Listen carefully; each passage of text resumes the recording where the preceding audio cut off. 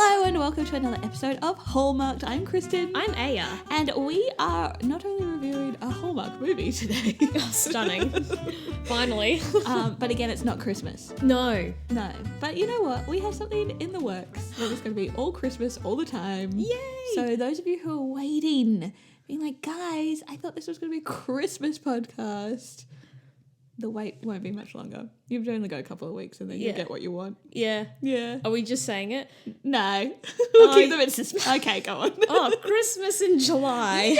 Yay! Yay! We thought July, seeing as it's cold in Australia and usually Christmas just like feels better in the winter. Yeah, it does. We thought we'd do weekly episodes in July. Yeah, I think so. There's 5. There's going to be 5 Christmas episodes every week of July. Yay. And we will tell you which ones they are in advance. Always. And yeah, every week. Mm-hmm. Stunning. So we've got this episode and then we are into 5 Christmas episodes every week. To make up for the fact that we haven't done a Christmas episode Yeah, in a it feels like a while. Because today, what are we doing? We're doing Always Amore.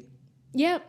That's the name of the movie, right? Always Amore. Yes, that's exactly what the movie is. And I did get a little nervous to begin with because when the credits opened, there was no Hallmark I didn't notice. intro, and there was no Hallmark in the producing company credits.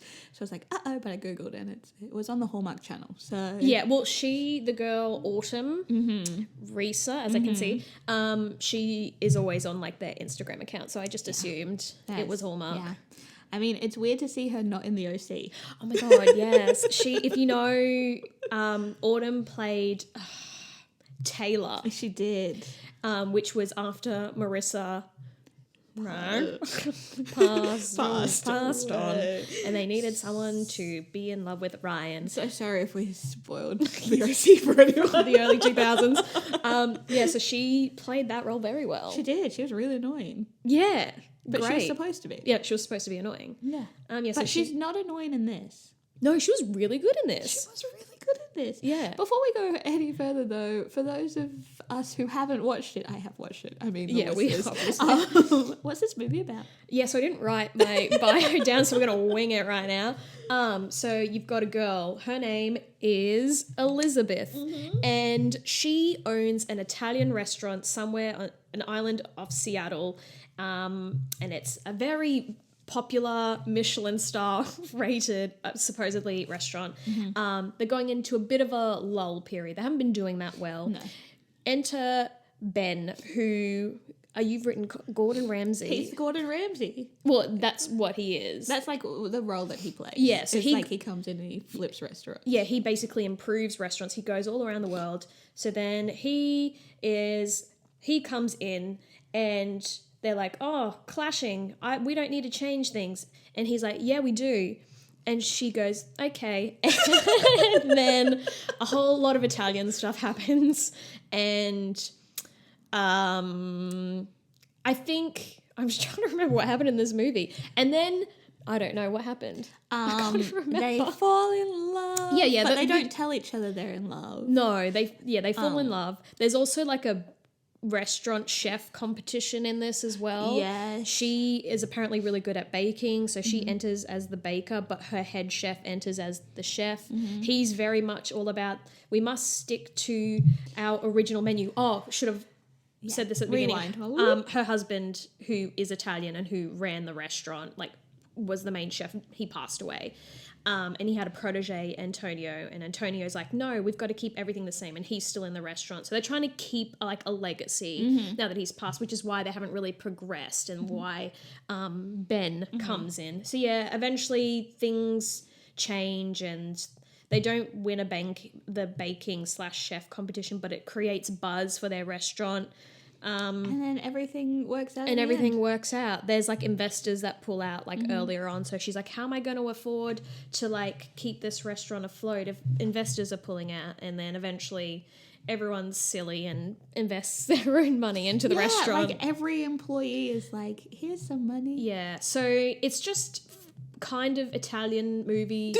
Lots of Italians in this particular part of America. There's lots of Hallmark tropes. That was a terrible summary of the movie. Do you know it's what, fine. though? It hits the main points. There's a restaurant that isn't doing well.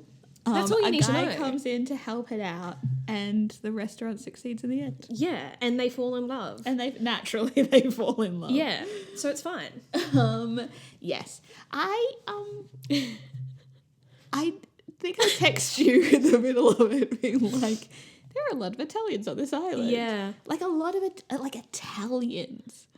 Not just like people who have grown up with Italian heritage as their lineage. No. It's like they all speak Italian. Yeah, they went from Italy to the west coast of America. Yeah, Washington State. Yeah. Nowhere near Italy. No. You'd think logically New York or something. It's a bit closer, isn't it? Yeah.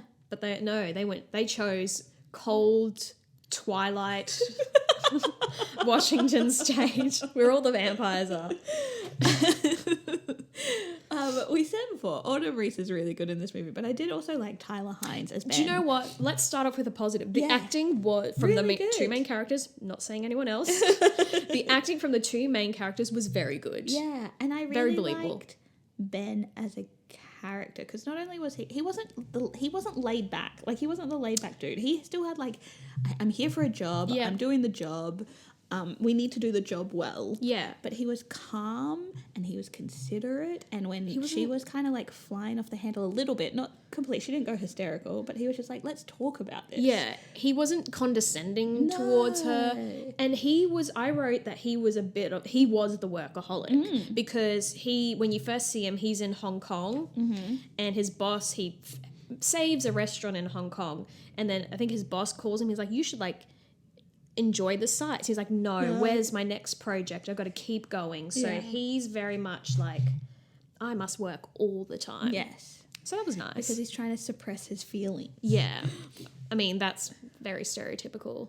I'm going to gender stereotype here, but very stereotypical of a man. And me. I do the same thing. Okay, well, you are not a man. I'm not a man. But okay. I'm sorry, I'm looking at your notes. I can see that note right there. It says Aya's gonna hate this kid. And I did. I hated the kid when she moped in like wah, wah, and just like the head hanging down, and the mother's like, Autumn's like, what's wrong? I don't know, like none of the school kids like me. Oh, shut up, you whiny little child. Don't put annoying children in movies. Ugh. The minute this movie opened, there's a child seat at the table for Nana's birthday. I was like, this is going to be fun for Aya.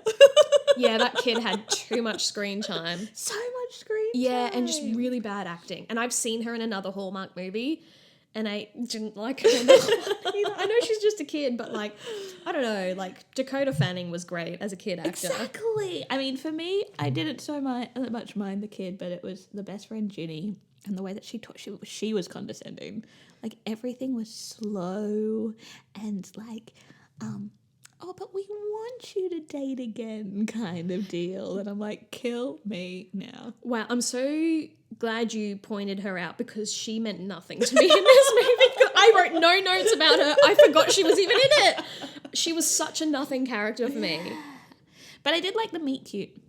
Oh, yeah. And again, like it was actually like quite nice. There was an artisan festival in the film where her best friend Ginny makes chocolate, and you hear about this chocolate throughout the entire movie. Yeah.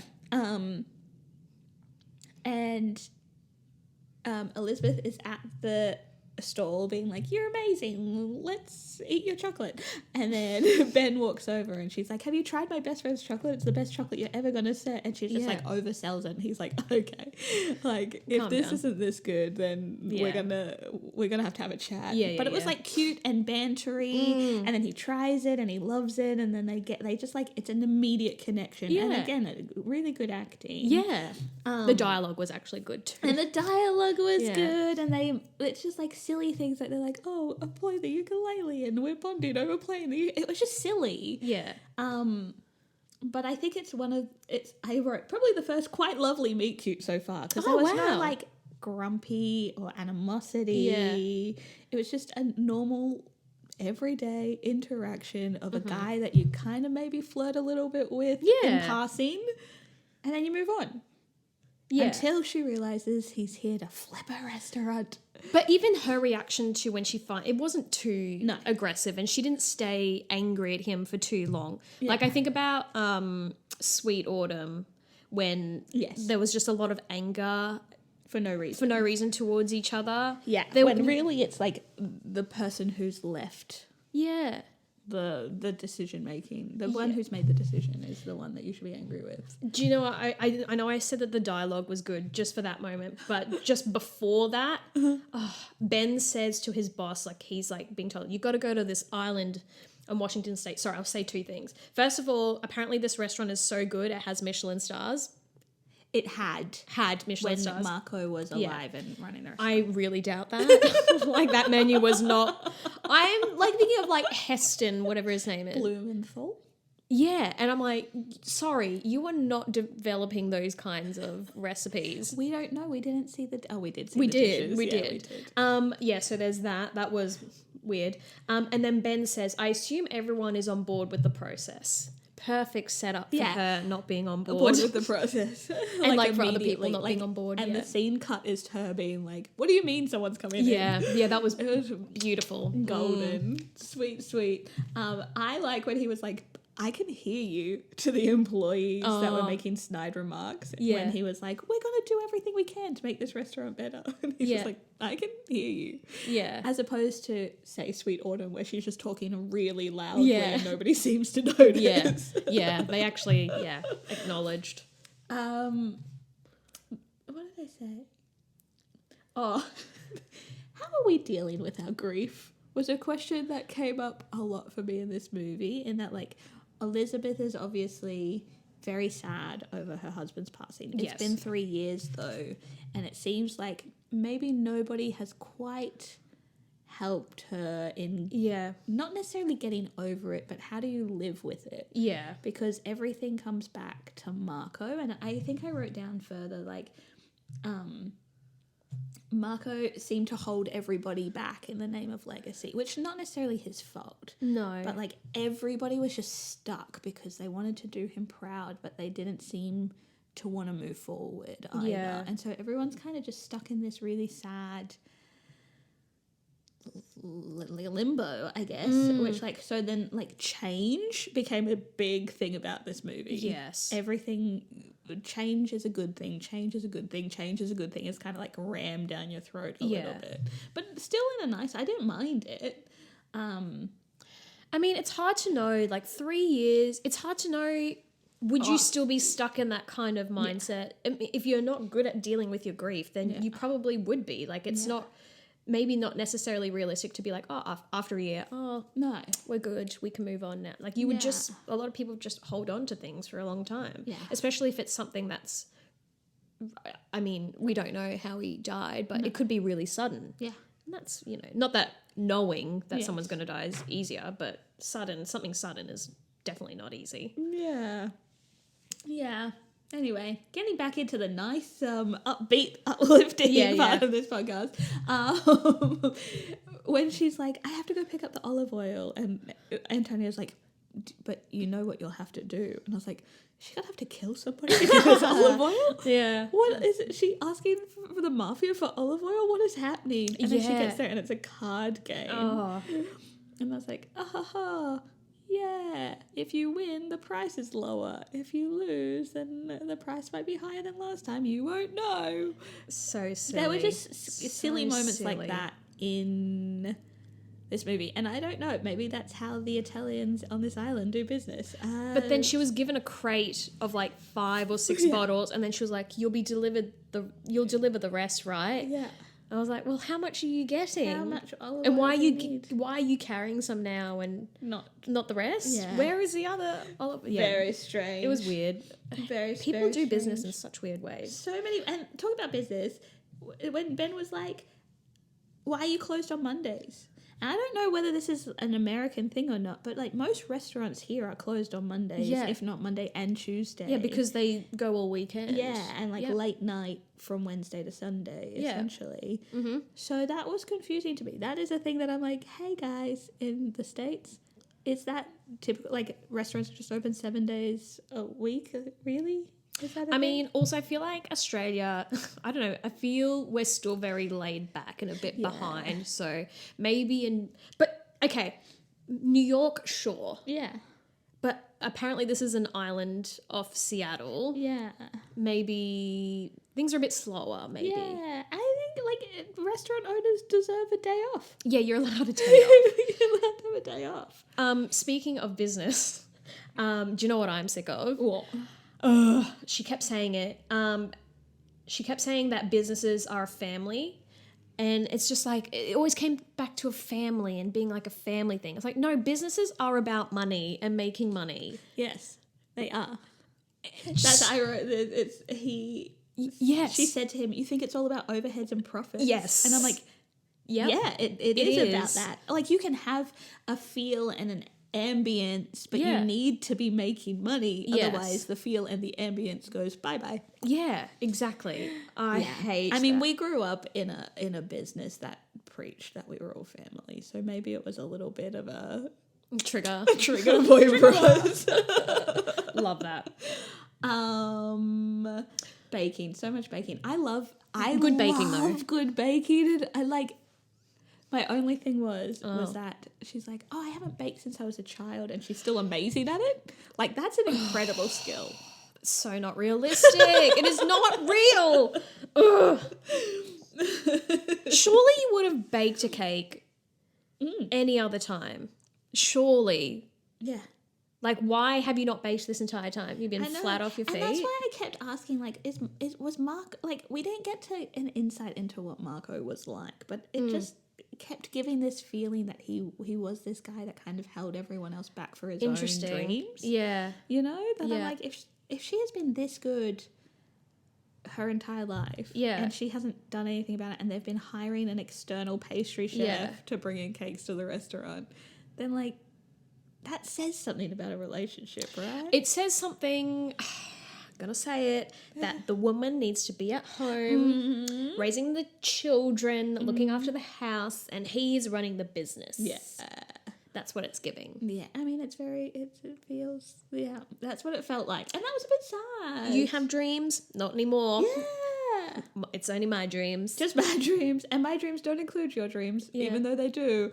So no baking for you. No fun for you. No fun for you.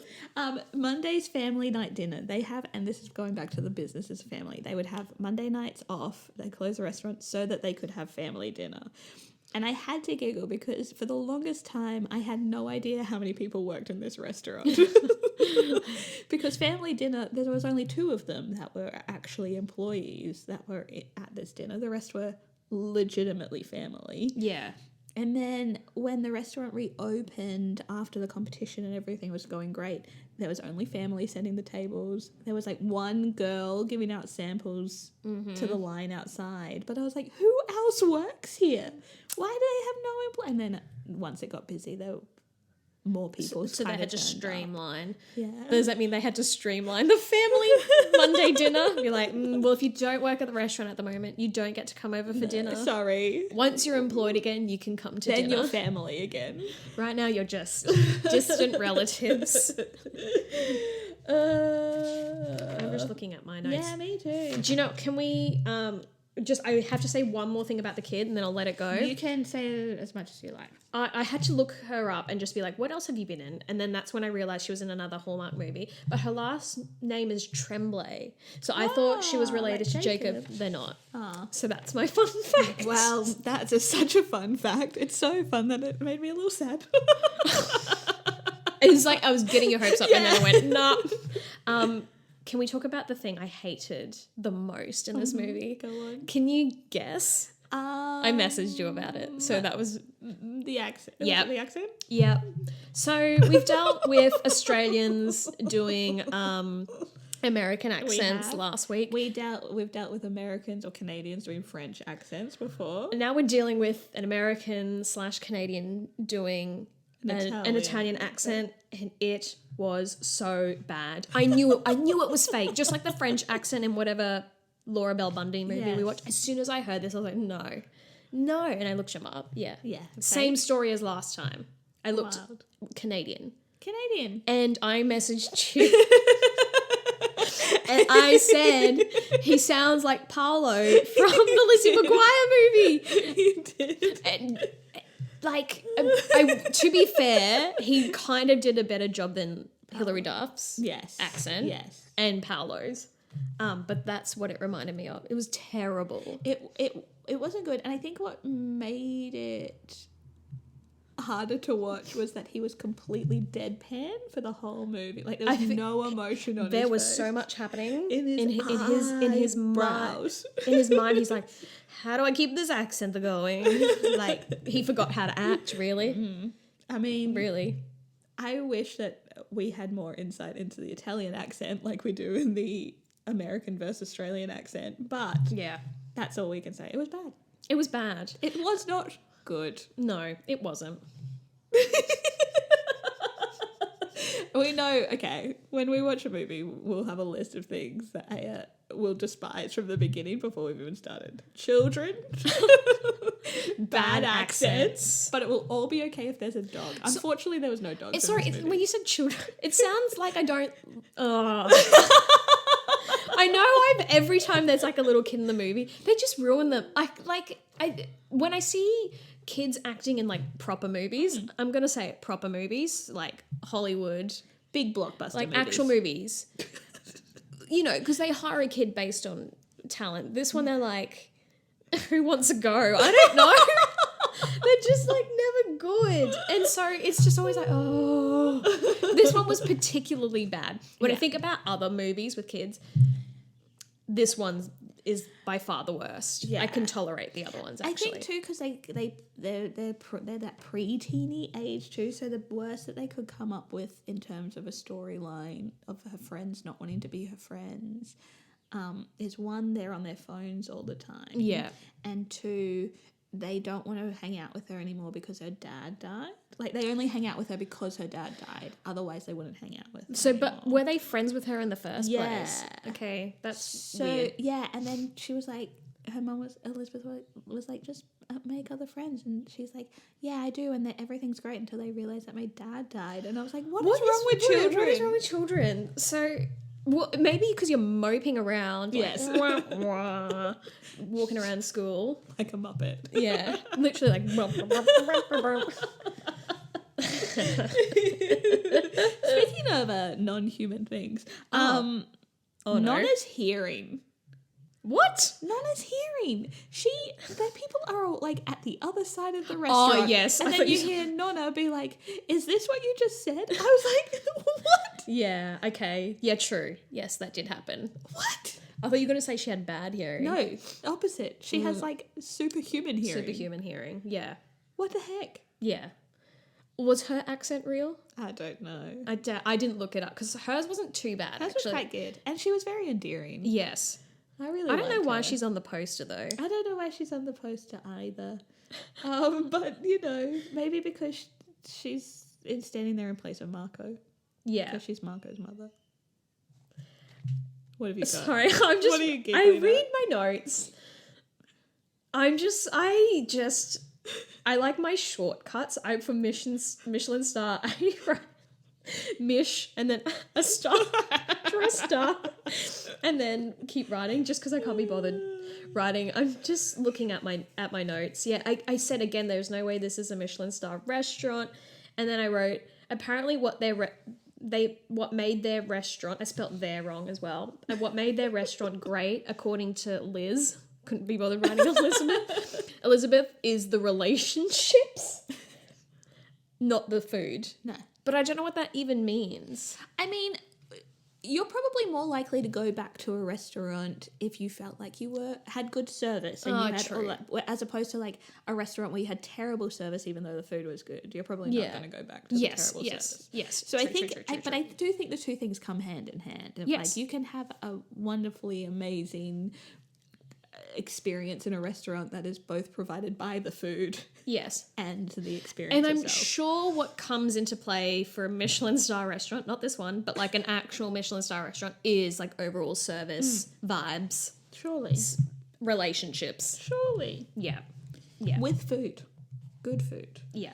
Um, I can read your next note. Firstly, the investor. Let's go back. I'm going to go back to the top note before I go back to the note. The investor that's come on board owns like 51% of the restaurant or something silly like that, and decides that he's going to sell it. He has no choice but to sell it. Yeah. Even though he's brought in this consultant who hasn't actually finished The job. that he's hired him for. He's like, there's no other way I can do this. Where I'm like, well, there is. You can wait to see if he does his job and it turns around before you choose to sell it. Yeah. That seems like a strange business choice to me, but I don't own a business, so I don't But know. there was something about like 3 weeks. Yeah. There was some, had to sell or buy something else. I tuned out. Something about 3 weeks, which is why he had to sell. Someone else brought up a date Yes. for another deal Yeah. or something like that. But if you're an investor, wouldn't you only investing in one place at a time? It seems So you like have to it. take all your money out of that one. Like, wouldn't you diversify your I don't know. investments? I mean, I don't know, but it sounds like a better idea. Also, if he's 51%, like he technically owns that. Yes. He was hardly there making any, like if he was, I'm sorry, if you own 51%, wouldn't you have come in like a lot earlier and been like, we need to do something. Yes. Like drastic, Right not now. 3 years No. later after things have gotten really bad. Truly. Ben said at one point, he's like, I've never left a job before it was done and we're not done yet. I got goosebumps. I really liked Tyler Hines in this role. I was know cute. he's done other Hallmark movies, but like, he just like, he's my Mike Ruggles, I think. He was so rugged and Yeah. hot. That's what I Just wrote. Calm and he listened. The way he wore that beard, like it was just very good. Love a beard. And his acting was good. Yeah, and it was just a genuinely nice person. Like, not obviously the actor, the character that he was playing. Yeah, we don't know. They actually We could don't be know. He could be a real dickhead. dick. I hope not. Yeah, I agree. Anyway, we're going back down to the note from before that we giggled at. Oh, okay, yeah. We run out of truffles in this movie. Yeah. There's only one solution. There's only one solution. We have to go on a truffle hunt, obviously, because truffles on the latitude of Washington State has the best truffles, is what Antonio says. Is that... Oh, and then you Googled it. I Googled it because I'm like, no way. No. But it's true. But it is after Italy and France. So Italy and France have the monopoly over the best truffles, and then it is the Washington State. I would love Coastline. to be inside the mind of a writer for this movie. To go, well, they're Italian, first of all. Yeah. Italians love truffles. Yeah. Where could they live? Yeah. Maybe that's why they're not in New York, because they went, Maybe. it only makes sense. They need truffles. They need truffles, and it only makes sense for them to go truffle hunting themselves without pigs or dogs and using their eyes in Washington State. Just their eyes. Their eyes in their heads. The three of them. Yep. Found a lot of idiots truffles. walking around. There's Antonio, bad accent Antonio, hottie Ben, and Elizabeth. then Elizabeth. She doesn't get an adjective. And main gal. And main Elizabeth. gal pal Elizabeth hunting for truffles Hunting for truffles. with their eyes. I'm pretty sure truffles are in the ground. How are you meant to find it? I'm pretty sure because we messaged about this, and you said something about Italian ice. I said, maybe it's the Italian ice. Yeah, Antonio don't worry, we don't need a pig. I know what a truffle mound looks like. Yeah. That pile of dirt right there, truffle. Yeah, that was so unbelievable. What was more unbelievable? The truffle hunting or the fact that they were a Michelin star restaurant? For me, it's the truffle hunting. Oh, I don't know. The way I saw he chopped those cherry tomatoes, I don't know. My favourite was that dish particularly, it was something like pan-seared Oh, the salmon. salmon on a bed of something with like some kind of glazed cherry tomatoes, but they literally just looked like they'd come out of the packet and been chopped in half. Yeah, that's what really solidified that they don't deserve Michelin stars because of the way that those... Oh, so that's another thing while we're talking about food. And Antonio, he's an excellent chef. Yes. He's, like we said, he's very resistant to changing things because, like I said earlier, he was Marco's protege and wants to keep the legacy and just feels like it would be offensive to Marco to like change the menu. But Ben's like, no, like your food's great. Like just introduce some of these. This could be, you're the best chef in the country, apparently. You're so good at truffle hunting. And You cooking. can't wait till I had a mouthful of water before you Sorry, said I know, truffle. sorry. You're so good at truffle hunting and like cooking and chopping cherry tomatoes. Like we need to put these items on the menu. Yes. But he is so resistant and he feels guilty. Yes. It was just really like, I don't want to say uncomfortable. It was just like not good. Well, that's why I have a big question mark over Marco. Like, but I guess too, like if somebody, Antonio says later in the movie that he was a bit of a rebellious teen and that he didn't go to culinary school because he didn't have the money for it, but Marco put him through culinary school and then moved him from Italy to the States with him when they moved to start this restaurant. And so like I definitely get feeling like you owe somebody something, but I would have thought had they been that close he would have known that it would be okay. Yeah. No, yeah, not unless there's like a conversation like, don't you dare. Yeah, do not change a single thing on my menu. You do it like this. Yeah. Or, you know, whatever. But, you know, bro, just change like one or two. Yeah. Add one or two menu items. I do like it. Like, and then Ben comes in with like we're going to have a section on the menu that's like Marco's 5 best dishes. Yep. And then you can have the rest. Like, everyone wins. And I'm like, yes, why don't we do that That's such a before? simple solution. Yeah. And then like Elizabeth had to like say to Antonio, it's fine, you can. And Nonna had to say it was fun. Yeah, and Nonna had to say, she's chill this entire She's time. so She's chill. like, go date that man. Go date that man. Go do bake what forget you want to my bake. son. Yeah. Go date that man. Forget my son again. I think change at that one menu. point she says, not bad for a mother-in-law, hey. And I'm like, yeah, you're Yeah. a pretty good mother-in-law. Actually, yeah. But I mean, sure. Sure. You don't want your daughter-in-law to be... No. Everyone deserves to move on and be happy. So she was awesome. Yeah, I really liked her. Mm-hmm. So we talked about truffle hunting. Yep. They talk about having an in-house pastry chef, but they couldn't afford one because they were using an external. And then everyone's like, oh, wait, Elizabeth miraculously knows how to bake even though she's only baked 2 cakes in the last 2 weeks. Yeah, yeah. She should do it.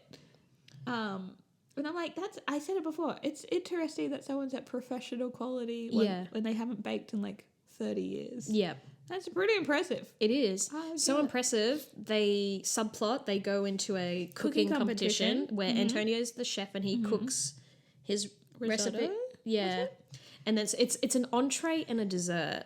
Yeah, no mains. I was like, okay. Yeah, that was a weird Although combination. I think entree, again, tell me if I'm wrong, entree in America is the main Is it? menu and it's appetizers is the entree. Oh, how As opposed to entree here, mains, dessert. I think it's appetizers, entree, dessert. Interesting. Yes. Did not think of that. No, sure. From memory of American menus. Sure. Makes sense. Yeah. So they lose the competition. Yes, but apparently, and we have no idea who or how or Yeah. why, they explode on social media. So with that, I couldn't even bother writing the full note because I was like, my hand, I can't. Writing hurts. I wrote social media ... So Ben says there was a critic who was one of the judges who came up to them at the end and was like, I wanted you to win. I wanted you to win, but it was like a voting system and I got Voted out. 2-1, whatever. Yeah. And then all of a sudden after the competition, they blow up and they were like, oh, was it this woman who posted something? And Ben's like, I don't know, I can't see it. What do you mean you can't see it? Just type her profile and look at if she's posted anything, you He's idiot. still on social media. He's far too busy for that.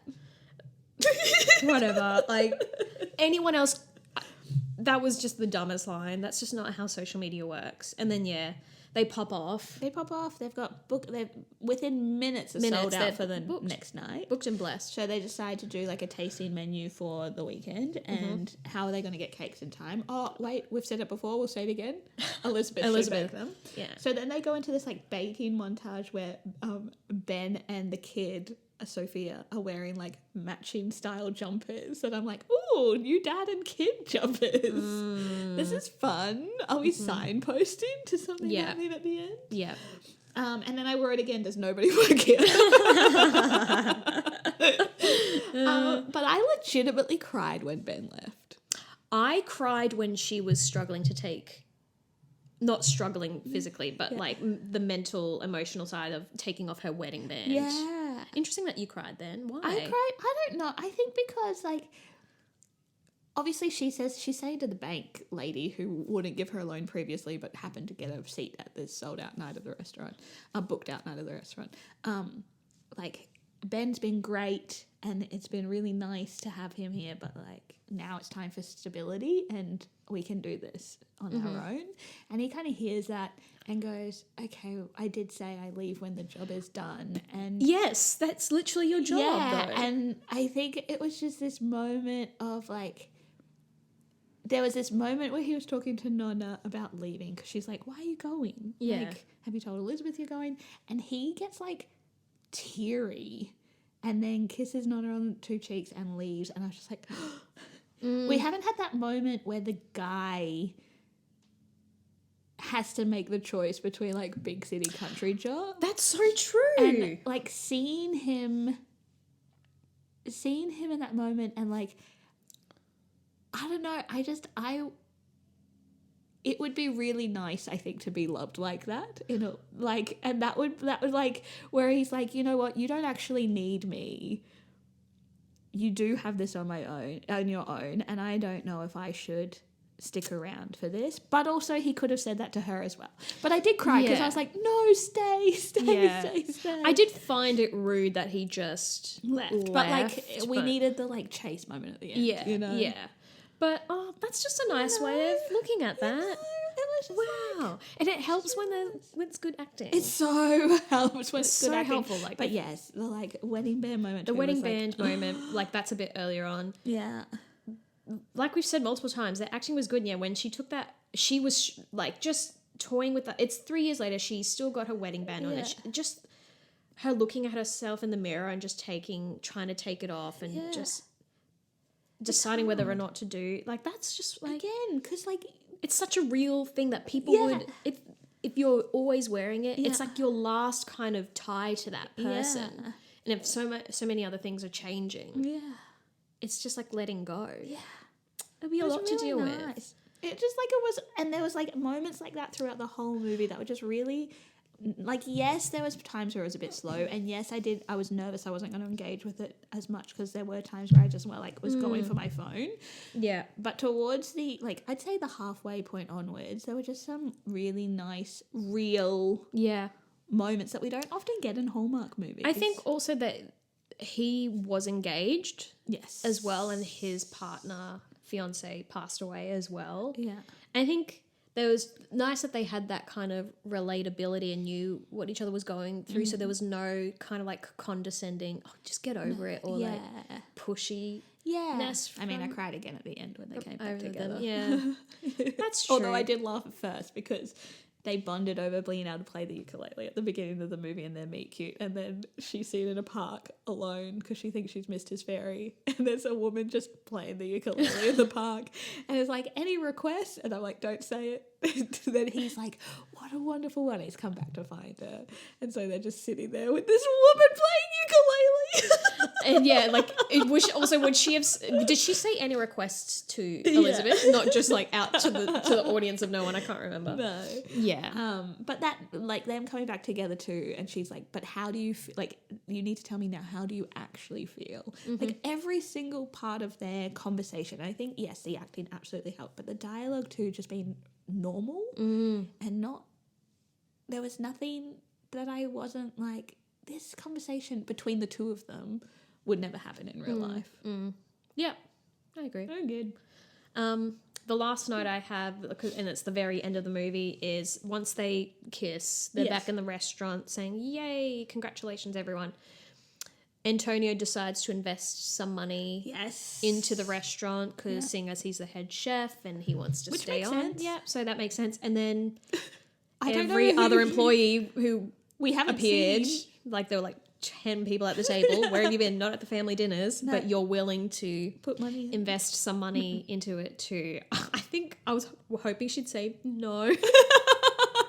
Because like she should have said no. Yeah. I don't know. It's weird. It makes sense for Antonio to invest, but not everyone. Casual staff. But I guess it's that like small town, everyone supports each other kind of feel at the end. Yeah. But even their like looks across the table, like I don't know. It was nice. Yeah. I think it was nice. And then Ben didn't invest. But he said, if like I'll be here to help. Yeah. So we assume that they live happily ever after. Yeah, and maybe he still travels a bit. Maybe he still works. He's still allowed to work. But he has a new base, not New York. Yeah. And they all lived happily ever after. Yep. The end. The end. All right. Three things. This was actually easy to write, the 3 things. Oh, I think I wrote the 3 things before even the halfway point of the movie. Stunning. I liked that this is the most realistic movie that we've watched. Like, we are all scared of change.